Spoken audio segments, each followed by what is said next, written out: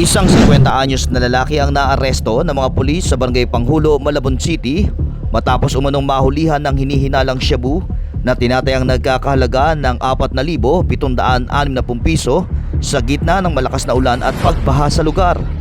Kinilala ang naarestong suspect bilang si Rolando, 50 anyos, single, walang trabaho at residente ng Barangay Panghulo, Obando, Bulacan. Ayon sa ulat ng Malabon City Police Station Substation 3, dakong alas 9 ng gabi noong Agosto 12, 2026, nagsasagawa ng routine patrol ang mga tauhan ng pulisya sa bahagi ng Panghulo Road, corner Gutierrez Street nang mapansin umano ang suspect na nakasilong sa isang waiting shed. Ayon sa mga pulis, napansin nilang may hawak at sinusuri ang lalaki na isang maliit na transparent plastic sachet na naglalaman umano ng puting malakristal na substance. Nang lapitan at tanungin ng mga otoridad, dito na umano isinagawa ang pag-aresto sa suspect. Kabilang sa mga umaresto sila Police Corporal Jonathan Flores at Patrolman Teruel, kapwa nakatalaga sa Substation 3 ng Malabon City Police Station. Nakuha umano mula sa suspect ang isang sachet na hinihinalang shabu na may tinatayang timbang na 0.70 gramo na ayon sa ulat ay may standard drug price value na 4,760 piso.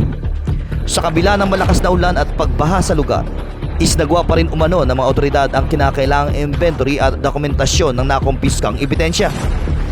Minarakaan umano ang sachet ng CET 8-12-26 9 PM Barangay Panghulo kasama ang pirma ng umarestong police officer. Matapos ang pagkakaaresto, ipinaalam umano sa suspect ang kanyang mga karapatan sa ilalim ng saligang batas, gayon din ang dahilan ng kanyang pagkakaaresto at ang sinasabing paglabag sa Republic Act 9165 o Comprehensive Dangerous Drugs Act of 2002. Dinala rin ang suspect sa ospital ng Malabon para sa medical examination. Samantala, kabilang umano sa mga naging saksi sa isinagawang inventory ng mga nakumpiskang ebidensya ang isang media representative mula sa NPD Press Corps at si Kagawad Aguilar ng Barangay Panghulo. Ang nakumpiskang substance ay nakatakdang sumailalim sa laboratory examination upang matukoy kung ito ay tunay na methamphetamine hydrochloride o shabu. Nasa kustodya na ng pulisya ang suspect habang inihahanda ang kaukulang reklamo para sa sinasabing paglabag sa Section 11, Article 2 ng Republic Act 9165 o Possession of Dangerous Drugs. Ang investigasyon sa kaso ay pinangasiwaan ni Police Master Sergeant Kenneth Geronimo, investigador mula sa SDU Malabon Police.